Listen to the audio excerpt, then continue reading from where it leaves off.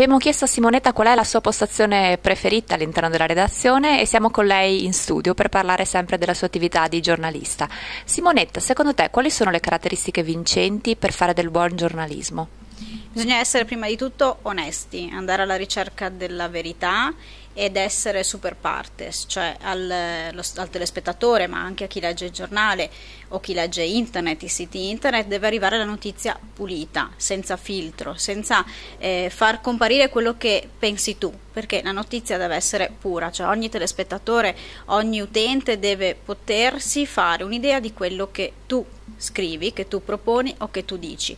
Ci vuole curiosità e ci vuole onestà. Secondo me queste sono le caratteristiche migliori.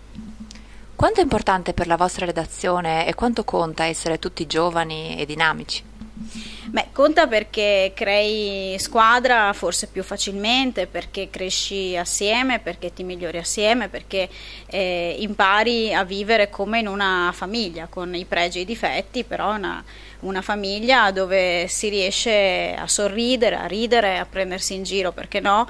E questo sinceramente aiuta, perché ti permette di fare squadra, perché il gioco di squadra è fondamentale in questo lavoro, soprattutto credo come in tanti altri, perché gli individualismi non portano mai da nessuna parte. I tuoi obiettivi per domani quali sono? I miei obiettivi sono continuare a camminare su questa strada che ho intrapreso con caparbietà, con un briciolino di fortuna, perché quella non deve mancare mai. Spero che continui ad assistermi questa fortuna, spero di continuare a camminare per continuare a crescere in questo lavoro. Poi dove arriverò non lo so, sarà scritto da qualche parte, lo scoprirò. Grazie. Prego.